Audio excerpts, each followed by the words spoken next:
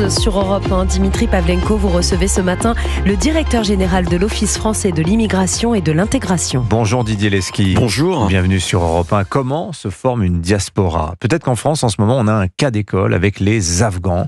Vous venez de rédiger pour la Fondapol et l'Observatoire de l'immigration et de la démographie une note, Didier Lesky, qui vient de paraître sur l'immigration afghane en France, que vous qualifiez d'événement de grande ampleur. Vous parlez d'une ruée afghane sur l'Europe en général et sur la France en particulier. Qu'est-ce qui se passe avec les Afghans ?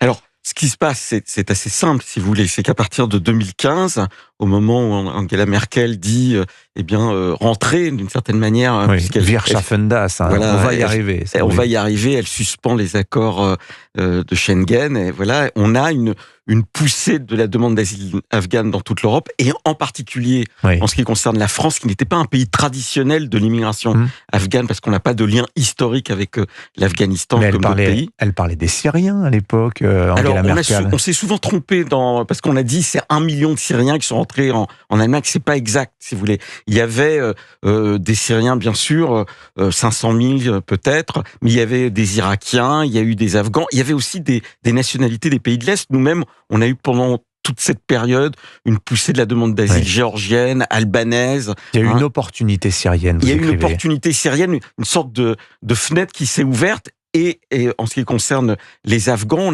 on voit bien à ce moment-là cette poussée afghane dans toute l'Europe, et qui correspond au moment où, dans les pays limitrophes, il y a aussi un moment de fermeture. Oui. Alors pourquoi les Afghans quittent-ils l'Afghanistan ?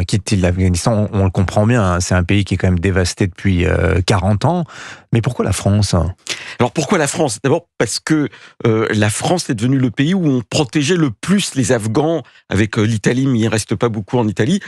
Au moment où d'autres pays européens se ferment, nous, on fait 80% de la protection internationale. C'est-à-dire que vous avez 8 chances sur 10, quand vous êtes un Afghan, d'obtenir un statut de réfugié en France. Le cas afghan est aussi révélateur des dysfonctionnements de l'Union européenne, c'est-à-dire l'absence d'harmonisation, et à partir de là, on a des nationalités ou des personnes qui réfléchissent et qui se disent où est-ce que c'est le mieux d'aller. Alors, il y avait l'Allemagne, et puis il y a la France. La Suède aussi, les pays du Nord, scandinaves. Et c'est pour ça qu'on peut souligner qu'une personne afghane sur 2 qui est arrivée en France depuis 2015 est d'abord passée soit par la Suède, soit par l'Allemagne, s'est fait rejeter dans ces pays, et à ce moment-là, se replie vers la France.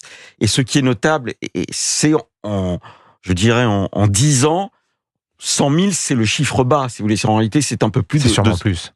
Oui, parce qu'il n'y a pas l'immigration clandestine comptabilisée. Mais les chiffres sont frappants. Vous dites qu'il y avait 472 demandes d'asile afghanes en France en 2014, 13 000 l'an dernier. Oui, tout à fait. On est même monté à plus de 17 000 en 2023.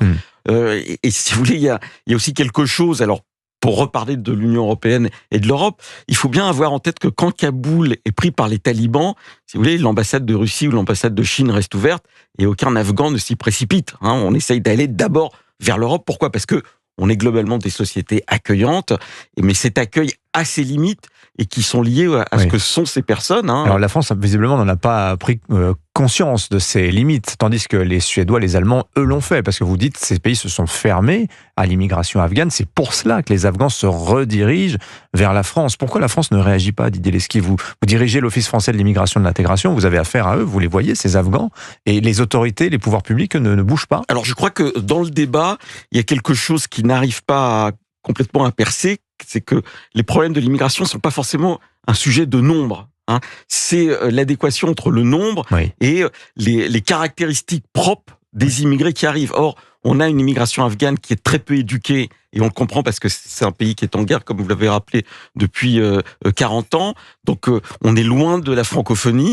On n'a pas des qualités personnelles pour s'insérer dans le marché du travail qui est lui-même en difficulté. On peut prendre par exemple le bâtiment, qui a souvent été considéré comme un lieu premier de l'intégration de l'immigration. On a une production... Ce qu'on dit des Afghans, généralement, c'est ceux qui savent lire, ils vont dans la restauration, ceux qui ne parlent pas la langue, ils vont dans le bâtiment. Oui, voilà, sachant que le bâtiment et la restauration sont aujourd'hui 2 secteurs en crise. Parmi les PME en faillite depuis le début de l'année, puisqu'on a une augmentation malheureusement des faillites des PME, on a d'abord la restauration. Et même un Afghan, si vous voulez le mettre à la plonge, mais il va pas savoir vous faire une blanquette de veau immédiatement. Ça sera pas le cuisinier. Alors vous dites la question migratoire, faut prendre en compte la qualité de cette immigration. Et ce que vous révélez est assez inquiétant.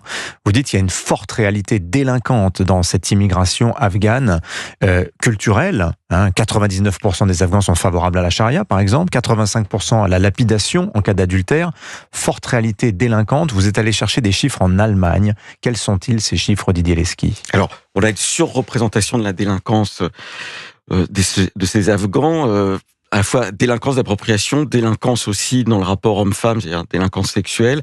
Et il faut bien comprendre une chose, c'est la pédocriminalité, il faut le dire. Pédocriminalité, si vous voulez, on n'emmène pas la patrie à la semaine de ses chaussures, mais on emmène sa culture. Voilà. Et on peut avoir des cultures qui sont très antagoniques avec ce que nous sommes, nous, et les acquis sociétaux que nous avons mis en place.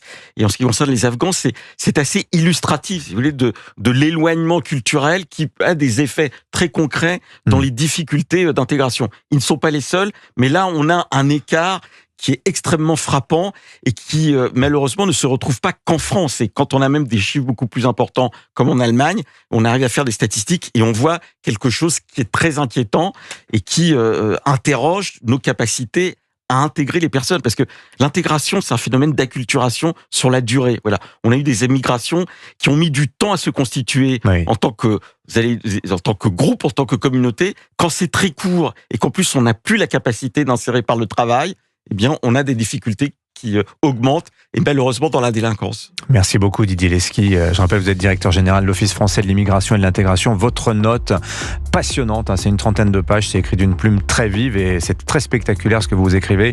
Donc sur le site de la Fondapol ou de l'Observatoire de l'immigration et de la démographie, c'est en accès libre. Merci d'être venu nous en parler sur l'antenne d'Europe 1. Bonne journée. Il est 7h18.